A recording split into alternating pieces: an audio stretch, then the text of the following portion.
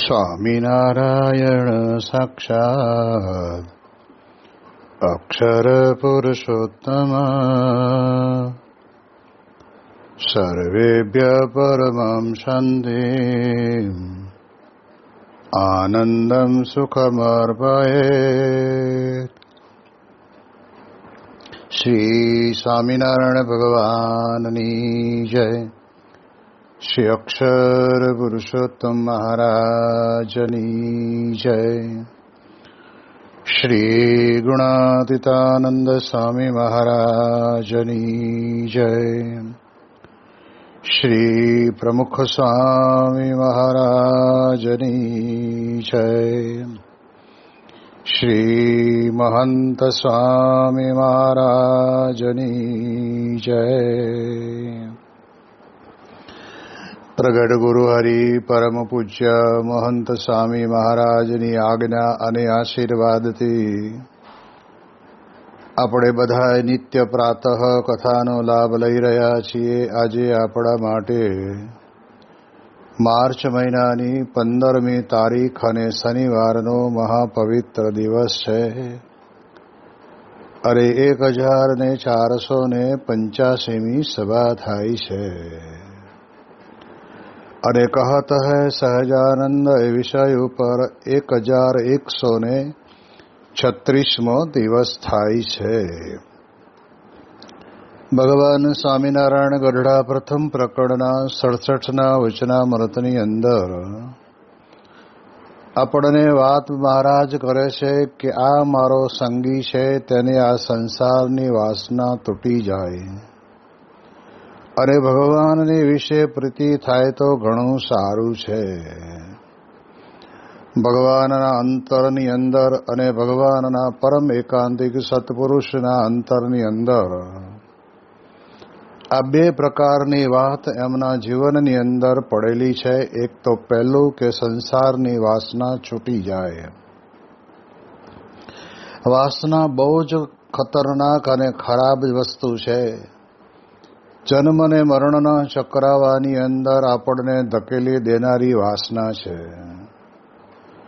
જેમ આપણે જાણીએ છીએ કે આ લોકની અંદર જેને જ્યાં જ્યાં વાસના બંધાણી છે ત્યાં ત્યાં પોતાના જીવનની અંદર એ પોતે બંધાઈ જતો હોય છે. ભગવાન સ્વામિનારાયણના વખતની અંદર પણ આપણે જાણીએ એવો એક પ્રસંગ છે કે એક હરિભક્તને મહારાજ પોતે સ્વયં તેડવા માટે આવ્યા અને ત્યારે તે હરિભક્ત તૈયાર થઈ ગયા કે મહારાજ કાંઈ વાંધો નહીં, ચાલો. એટલે મહારાજ પોતાની સાથે વિમાનની અંદર એમને બેસાડી દીધા. પરંતુ મહારાજે વિચાર કર્યો કે આ ભક્તને મારામાં વધારે પ્રીતિ છે કે પછી આ જગતની અંદર કુટુંબ પરિવાર પુત્ર કલત્રાદિકને વિશે પ્રીતિ છે, એ તપાસ તો કરીએ. એટલે ભગવાન સ્વામિનારાયણ તો સબ કલા કોવિદ કહેવાય. એટલે મહારાજે એવું એક ચરિત્ર કર્યું. મહારાજે શું કર્યું કે એ જે વિમાન હતું ને એ વિમાન એ હરિભગતના દીકરીને જ્યાં પરણાવ્યા હતા એના જમઈના ખેતર ઉપરથી લીધું.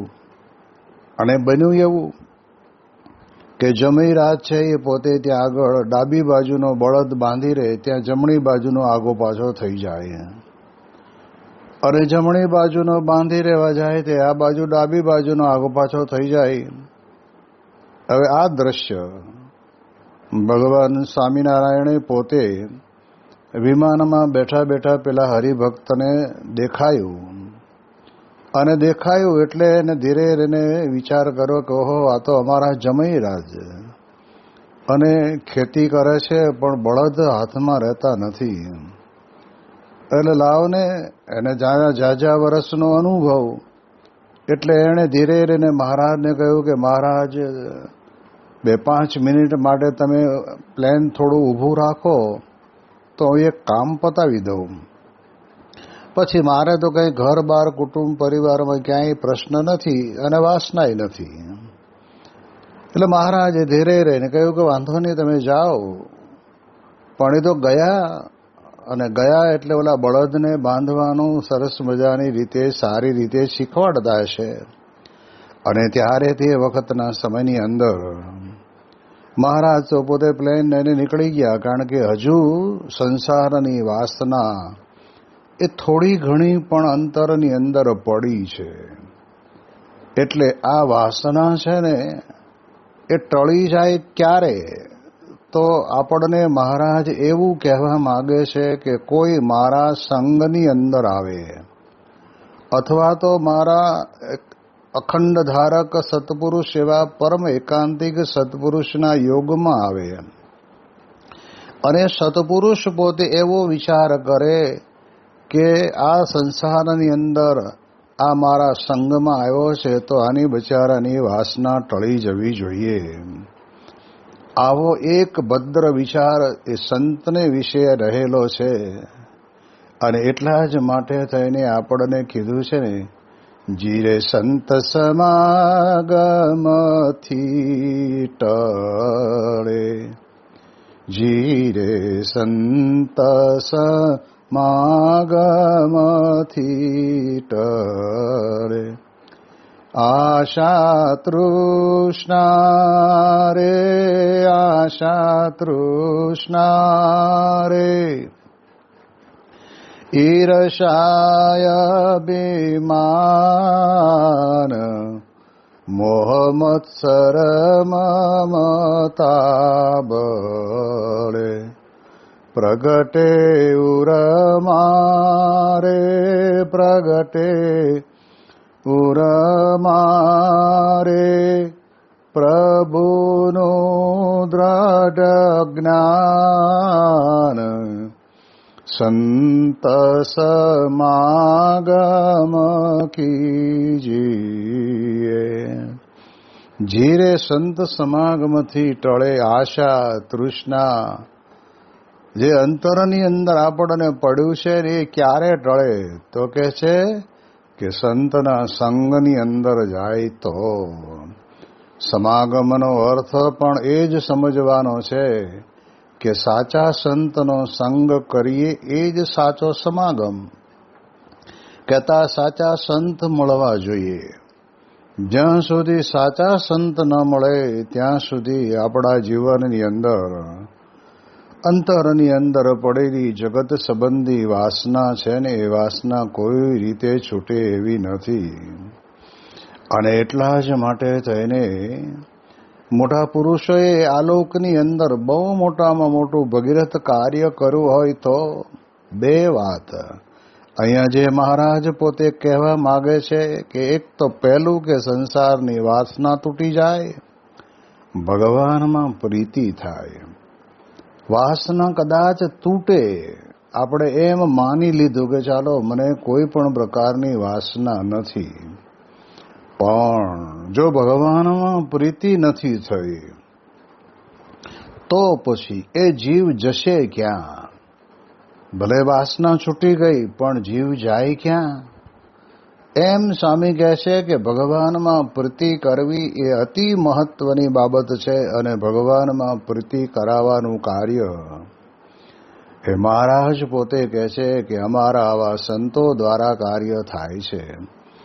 એટલે જીરે સંત સમાગમથી ટળે, આશા તૃષ્ણા રે, આશા તૃષ્ણા રે, ઈર્ષાય અભિમાન, મોહ મત્સર મમતા બળે. પહેલું તો સંત સમાગમની અંદર જઈ ત્યારે આપણું આટલું બધું જ કહેવાય છે કે ટળી જાય. આશા તૃષ્ણા, ઈર્ષા, અહંકાર, આ બધું આપણા અંતરની અંદર પડેલું છે. હવે એને જ્યાં સુધી નહીં નીકળે ને ત્યાં સુધી નકામું. આપણે જાણીએ છીએ ને કે ઉંદરડા બધા જ દરની અંદર રહેતા હોય, પણ કહે છે ને કે જ્યાં સાપ અંદર જાય ને એટલે ઉંદરડા ટપોટપ પોતાના દરમાંથી ગમે તે બાજુ નીકળી જાય. એમ આપણે જ્યારે આવા પરમ એકાંતિક સત્પુરુષનો સંગ કરશું ને ત્યારે આપણું આ બધું ટળશે. જેમ ગુણાતીતાનંદ સ્વામીના સમયની અંદર શિવલાલ શેઠ પોતે બોટાદથી સ્વામીનો સમાગમ કરવા માટે આવેલા. હવે શુદ્ધ ભાવના કેટલી જબરજસ્ત છે. બહુ જ ઝીણો અને મીઠો પ્રસંગ છે. તો બપોરનો સમય હશે. બપોરનું ભોજન થયા પછી, કથા થયા પછી સ્વામી થોડાક આડે પડખે થયા હશે. ત્યારે શિવલાલ શેઠને મનની અંદર વિચાર આવ્યો કે લાવો ને આ બજારમાં આંટો તો મારો. એક તો વણિક હતા અને એમાં એ બુદ્ધિશાળી હતા. એટલે એમને ખેડૂતો જેટલી મહેનત કરે ને એટલી ને એવી મહેનત એમને કરવી ના પડે. બુદ્ધિ ચાતુર્ય વડે કરીને ખૂબ સરસ મજાનું કમાણી કરી શકે. એટલે બજારમાં આંટો મારવા ગયા. એક દુકાને સોનીની દુકાન હશે અને સોનાનો ભાવ પૂછ્યો. અને તે વખતે એમણે પોતે ત્યાં આગળ રસકસ કરીને થોડુંક સોનું લીધું અને 2, 5, 15 દુકાનો થોડોક આગળ જઈને બીજી દુકાને જઈને કે મારે આ વેચવું છે. અને ત્યાં એનો ક્યાસ કાઢીને તે વખતના સમયની અંદર એમણે સોનું વેચ્યું. એ લીધું અને દીધું એની વચ્ચે 100 રૂપિયાનો ફાયદો થયો હશે. એટલે શિવલાલ શેઠની ભાવના કેટલી શુદ્ધ કહેવાય. એટલે એમણે વિચાર કર્યો કે આપણે અહીંયા જૂનાગઢની અંદર રહીએ છીએ, ગુણાતીતાનંદ સ્વામીનો સમાગમ કરીએ છીએ, તો ભગવાનના થાળની અંદર આપણે આ સેવા આપી દેવી. એટલે બીજે દિવસે સંતોને સરસ મોતૈયાની રસોઈ બનાવીને સ્વામી પોતે પીરસે અને જમાડે. આવી ભાવના એમના અંતરની અંદર હતી. હવે આમ જોવા જઈએ તો ગુણાતીતાનંદ સ્વામીના શબ્દના આધારે આને એક પ્રકારની વાસના તો કહેવાય.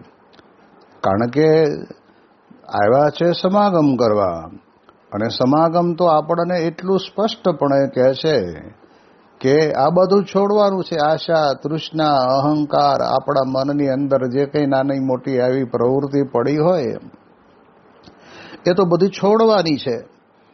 હવે એને બદલે એમણે પોતે આ પ્રકારે કર્યું. હવે આમ શુભ કર્મ છે પણ છતાંય બહુ ઝીણું છે. એટલે જઈને ગુણાતીતાનંદ સ્વામી 4 વાગે ઉત્થાપનના દર્શન કરીને બિરાજમાન થયા અને સ્વામી પાસે રૂપિયાનો ઢગલો કર્યો. લ્યો સ્વામી, આ કાલ રસોઈ કરજો, સંતોને મોતૈયાની રસોઈ જમાડજો. ગુણાતીતાનંદ સ્વામી કે શિવલાલ, આ પૈસા લાવ્યો ક્યાંથી તું? અને ત્યારે શિવલાલ શેઠે કહ્યું કે સ્વામી, આપ થોડાક આરામમાં ગયા ને તે વખતે મને એમ વિચાર્યો લાવો ને બજારમાં આંટો મારીએ. અને આંટો માર્યો ને એક જગ્યાએથી હોનું લીધું ને બીજી જગ્યાએ વેચ્યું. તેમાં આટલો નફો થયો. અને એ નફો મારે કે મારા પોતાના અંગત ખર્ચ માટે પણ મેં વાપરવાનું નક્કી કર્યું નથી. એટલું નક્કી કર્યું છે કે આપની આ જૂનાગઢની અંદર જે બધા સંતો રહેશે ને અને ઠાકોરજીનો થાળ થાય અને સંતો જમે, તો આ પ્રકારે ગુણાતીતાનંદ સ્વામીની સમક્ષ એમણે પોતે રજૂઆત કરી. એટલે ગુણાતીતાનંદ સ્વામી જો ખરેખર અંતરની અંદર આશાઓ પડી હોય ને, એ આશાને કે આપણી ઈચ્છાઓને સાચા સંત હોય ને એ આપણને સાચી વાત કરે. અને એના કારણે કરીને ગુણાતીતાનંદ સ્વામીએ કહ્યું કે શિવલાલ, બજારમાં જઈને તમને હોનું લેવાનો વિચાર થયો, પણ કોઈ દિવસ તમને એવો વિચાર આવ્યો છે કે લાવો આ બાજરાના ઢૂંહા પડ્યા છે તો આપણે ખરીદીએ? અને ત્યારે શિવલાલ શેઠે કહ્યું કે ના સ્વામી, એવો તો વિચાર શું આવે? બાજરાના ઢૂંહામાં હોય એ શું? કારણ કે બાજરાના દાણા કાઢી લીધા હોય અને એ ઢૂંહા તો એમનામ પડ્યા હોય. એ બળદને, ભેંસો અને ગાયોની નીચે ચોખ્ખું કરવા માટે નાખવામાં આવે ને પછી જાય ઉકળાની અંદર.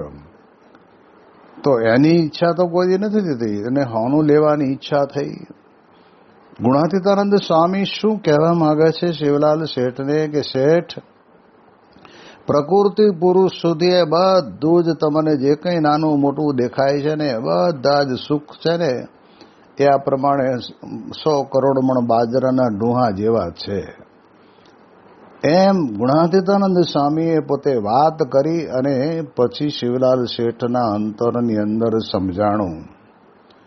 અને સમજાણું એટલે ગુણાતીતાનંદ સ્વામી જેવા અક્ષર બ્રહ્મના શબ્દો એ કેવી તાકાત કરે છે, કેવા વજનદાર હોય છે. તો એ શિવલાલ શેઠનો જ પ્રસંગ આપણે જોઈએ તો આપણને ખ્યાલ આવે કે ઘરની અંદર નાતને જમાડવા માટે એ ઘીના ઘાડવા લાવીને મૂક્યા હશે અને શિવલાલ શેઠ તો ભગવાનની મૂર્તિના ધ્યાનની અંદર વિશેષ મગ્ન રહેતા. અને એવા સમયની અંદર બિલાડા બાસતા બાસતા આવ્યા છે ને પડ્યા ઓલા માટલા ઉપર. આ તો માટીના માટલાની અંદર ગાડવો એટલે માટીનો માટલું, એની અંદર ઉપર પડ્યું એટલે તૂટી ગયા. 1-2 માટલા તૂટ્યા હશે. અને તો ઘીનો રેલો એ જમીન ઉપરથી ચાલતો ચાલતો કહેવાય ને કે દાદરાના પગથિયે નીચે પહોંચ્યો. અને શિવલાલ શેઠના પિતાજી ભગા દોશી એ પોતે બજારની અંદર પોતાની જે કંઈ નાની મોટી ઉઘરાણીનું કામ હશે એ બતાવીને આવ્યા ને જોયું તો એકદમ સરસ મજાનું પહેલાના સમયનું ઘી. તો એ 10મે ઘેરે પણ સુગંધ આવે ઘી તવાતું હોય તો કે ભાઈ ઘી સરસ મજાનું તવાય છે. એવી સુગંધ જ્યારે ઘીની આવીને હાથ આમાં ડાળીને જોયું તો આ તો ઘી. પગથિયા ચડીને ઉપર આવ્યા તો શિવલાલ શેઠ ધ્યાનમાં બેઠેલા હતા. એટલે થોડાક આકરા શબ્દોની અંદર બોલ્યા હશે કે એલા શિવા તારું ધ્યાન મૂક પડતું. આ ઘીના ગાઢવા 2 ફૂટી ગયા. એમાંથી આ પ્રમાણે કહેવાય છે કે ઘી બધું રેલમછેલ થઈ ગયું છે. શિવલાલ શેઠ તે વખતે આંખો બંધ કરીને ધ્યાન કરતા હશે. એટલે ધ્યાન મુદ્રાની અંદરથી જાગ્યા પછી ધીરે રહીને પૂછ્યું, બાપુજી શું કહેતા હતા? કે તારા ધ્યાનને દિવાળી મૂક. આ નાચ જમાડવા માટે થઈને આપણે આ પ્રમાણે ઘી લાવ્યા હતા અને આ બેંદડા બાજ્યા અને એમાં ઢોળાણું અને રેલોથી દાદરાને પગથિયે પહોંચ્યો. ત્યારે શિવલાલ શેઠે ધીરે રહીને ગુણાતીતાનંદ સ્વામી પાસેથી જે જ્ઞાન લીધું હતું ને કે પ્રકૃતિ પુરુષ સુધી બધું રાખના પડીકા છે, 100 કરોડમાં ડૂહા જેવું છે, એવું એમને સમજાઈ ગયું હતું. તો એ 9 લાખના આસામી તે વખતના સમયની અંદર હતા. એનું પણ એમને બહુ કંઈ અંતરની અંદર એવું નહોતું કે આપણે પૈસે ટકે બહુ સુખી. જો સંતના સમાગમમાં જાય ત્યારે સંસાર તરફની વાસનાને તોડાવી નાખે એવી અદ્ભુત ગુણાતીતની વાતો. અને વાત એ વાસ્તવિક છે. ગુણાતીતાનંદ સ્વામીની વાતો માટે કહેવાયું છે ને કે આ તો અંગ્રેજના લોઢા અડધામાં અળગું કરે લેશ ન રહે સંસાર વચન લાગ્યા કોઈ વીરના. એવી રીતે ગુણાતીતાનંદ સ્વામીના શબ્દોની અસર કેવી થઈ.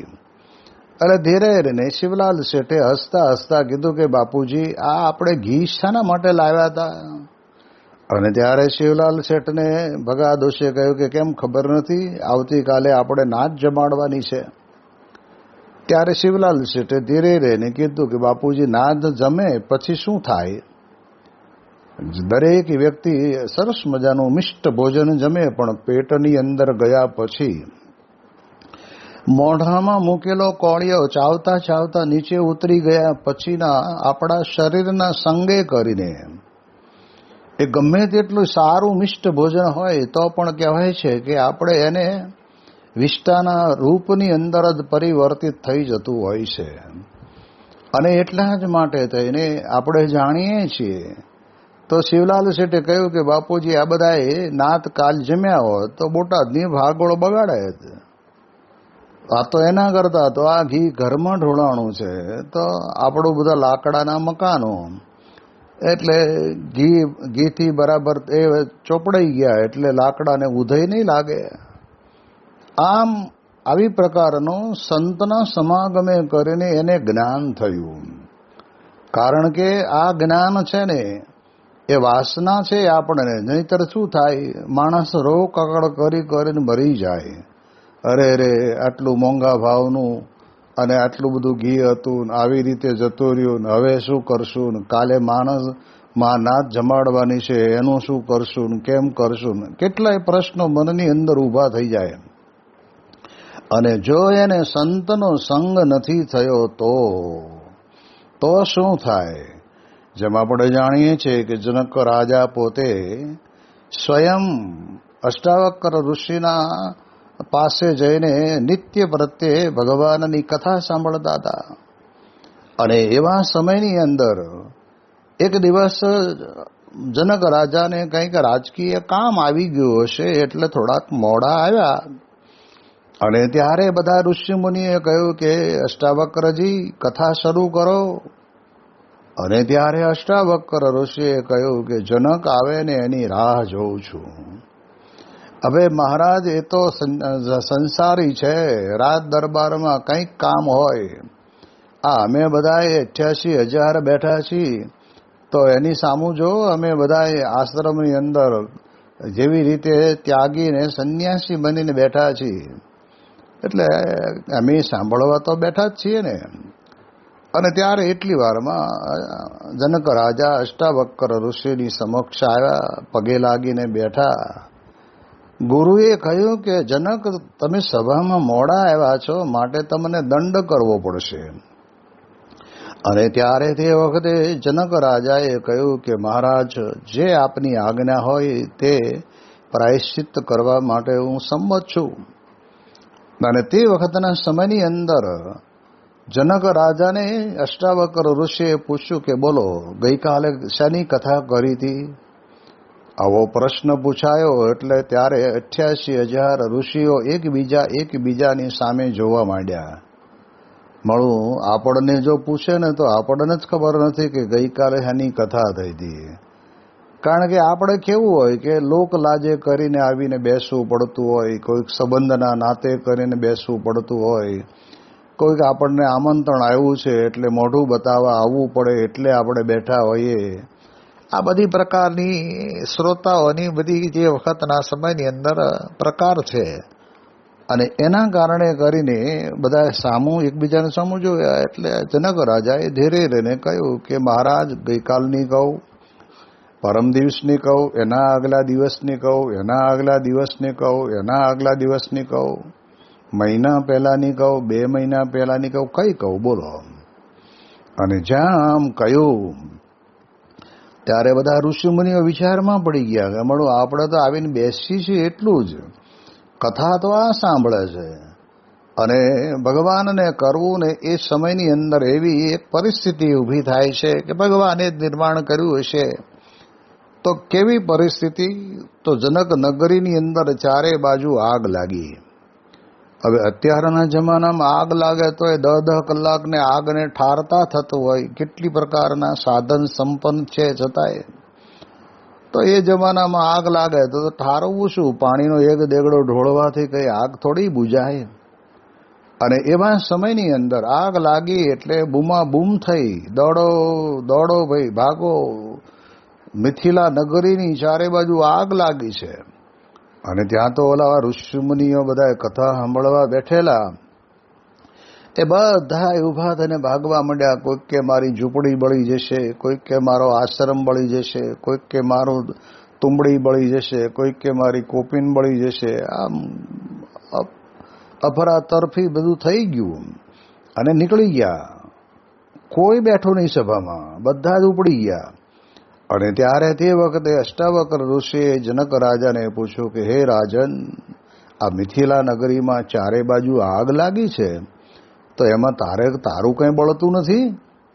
અને ત્યારે તે વખતે જનક રાજાએ બહુ સ્પષ્ટપણે અષ્ટાવક્ર ગુરુને જવાબ આપીને કહ્યું કે મિથિલાયામ પ્રદીપ્તાયામ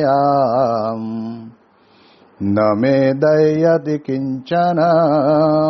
એ ગુરુ મહારાજ, આખી મિથિલામાં જે કંઈ સળગે છે એમાં મારું કંઈ સળગતું જ નથી. મેં મારું માન્યું હોય તો ને. આજે માણસ માત્રના જીવનની અંદર વાસના ઊભી થાય એનું કારણ મારું મારું કરીને ધન મેળવ્યું રે, મારું મારું કરીને ધન મેળવ્યું રે, હે તેમાં તારું નથી તલભાર અંત કાળે, સગું નહીં કોયનું રે, તેમાં તારું નથી તલભાર અંત કાળે, સગું નહીં કોયનું રે.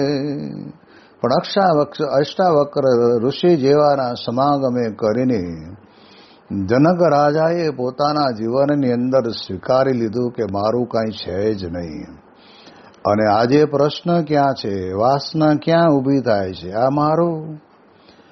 એટલે સંસાર, પરિવાર, પુત્ર, કલત્રાદિક, બંગલો, ગાડી, વાડી, જે કંઈ હોય તે બધું મારું છે એવું જ્યારે આપણે માનીને બેઠા છીએ ને ત્યારે આપણા અંતરની અંદર આપણને વાસના એ રહે છે. પણ સ્વામી કહે છે કે એક સંત એવા છે જેને કોઈ જગત તરફની કોઈ વાસના નથી. ભગવાન અને ભગવાનના ધામ સિવાય, બીજી મૂર્તિ સિવાય બીજું કાંઈ એમના અંતરની અંદર છે નહીં. એવા જે સત્પુરુષ છે, એવા સત્પુરુષનો સંગની અંદર જાય, અને જાય એટલે એ સંગ કરનાર ઉપર એ સંત કેવી કરુણા કરે, આ મારો સંગી છે. આવું જ્યારે એમના જીવનની અંદર આ પ્રમાણે વિચાર આવે અને એના અંતરની અંદર સંસારની વાસના પડી છે ને તૂટી જાય, છૂટી જાય, વાસના ટળી જાય, આ બધી પ્રકારના વિશેષણો સાથેના શબ્દો, આવું આ પ્રમાણે કહેવાય છે કે ભગવાનના પરમ એકાંતિક સંતને વિશે રહેતું હોય. અને એટલે જ પ્રમુખ સ્વામી મહારાજના જીવનની અંદર આપણે જોયું કે સ્વામી બાપાએ બધી જ પ્રકારની નાની મોટી સંસાર વ્યવહારની આપણામાં પડેલી વાસનાને છોડાવવા માટે કેટલો દાખલો કર્યો છે. પ્રમુખ સ્વામી મહારાજે એમના 50 વર્ષના ગાળા દરમિયાનની અંદર જે વ્યક્તિઓને મળ્યા તે વ્યક્તિના જીવનની અંદર આ જે વ્યસન કરીને, વ્યસન વગર જેને કહેવાય ને વ્યસન કર્યા વગર રહેવાય જ નહીં, એક પ્રકારની વાસના છે. કોઈને જમ્યા પછી પાન ખાવાની બહુ જ તમન્ના રહેતી હોય એ વાસના છે. કોઈને પોતાના જીવનની અંદર આ પ્રમાણે કહેવાય છે કે બીડી, સિગારેટ, મસાલો ખાવા જોઈએ, એ પણ વાસના છે. આ બધામાં બંધાઈને રહેશું તો અહીં નહીં રહેવું પડશે. અહીં નહીં રહેવું એટલે જન્મ અને મરણના ચક્કરાવામાં ગોથા ખાવાના. એટલે એટલા માટે થઈને આપણને કહે છે કે પ્રમુખ સ્વામી મહારાજે 40-50 વર્ષના ગાળાની અંદર 40 લાખ જેટલા લોકોને વ્યસન મુક્ત કર્યા. આ કેટલી મોટી જબરજસ્ત. એમને પોતાને અંતરમાં કે અમે પણ કોઈ પણ પ્રકારનું વ્યસન કરતા નથી, તોય અમે જઈએ છીએ નથી. લોકો જાત જાતના બાના કાઢે કે સ્વામી બીડી ન પીએ ને તો પેટ સાફ બરાબર ન આવે, બીડી ન પીએ કે મસાલો ન ખાઈએ તો પેટની અંદર ગોળો ચડે, પગ દુખવા માંડે, માથું દુખવા માંડે. પણ આ બધું એ લે છે એના કારણે દુખે છે.